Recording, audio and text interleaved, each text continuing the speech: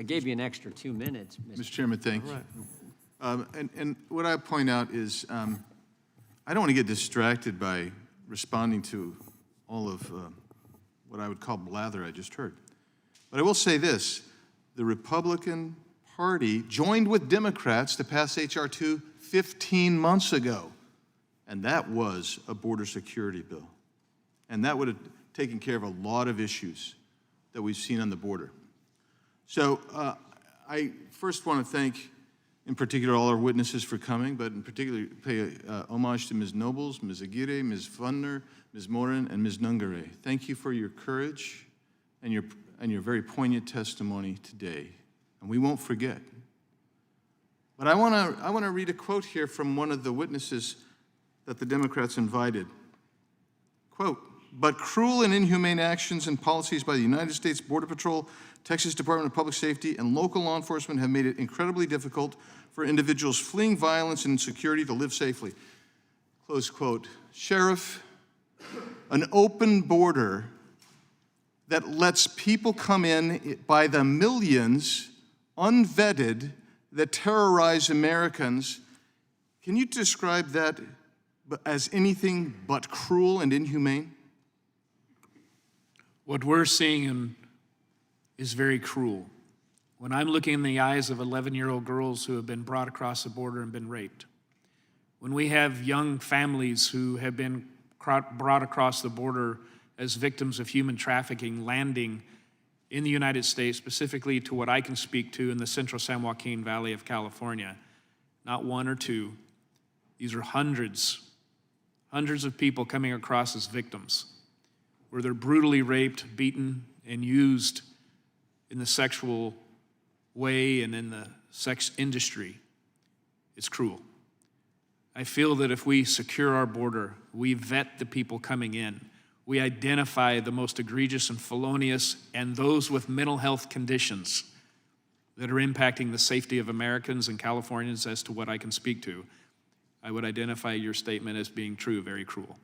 So just for relational or contextual matter, the Yuma sector, which is one of the largest on the southwest border, in the last year of the previous administration, their encounters were about 8,600. And that includes unaccompanied minors, single men, family units, and others. About 8,500. During the height of what we've seen going on under this administration, the Biden-Harris plan on the border, Yuma at one point was getting that weekly. There have been weekends that they've gotten that. It's now back a pace where it takes about 3 to 4 weeks to get that. What they experienced in 1 year, that small community is seeing about once a month now. And it comes with it the flow of individuals that are totally non-vetted. Away they go. We don't know where they're going. The number one got-away corridor, the Tucson sector in which I live. Number one got-away. We don't know who they are or where they're going. We know that they are trying like crazy to evade capture.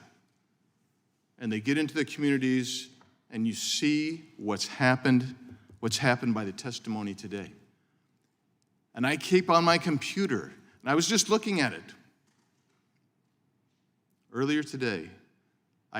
There literally were hundreds of articles over the last 3 months of violent crimes perpetrated on Americans and those who are legally in the country by those who've illegally come into the country and been released. It isn't a matter necessarily of resources because there are ICE beds and ORR beds available. It is a matter of policy because they won't let you, Sheriff, actually report to ICE and request information. And if there's an ICE hold, can you turn them over to ICE? You cannot. It is policy that has driven the grief that you see here today.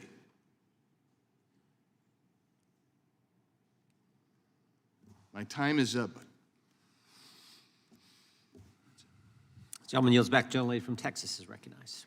Thank you, Mr. Chairman. I first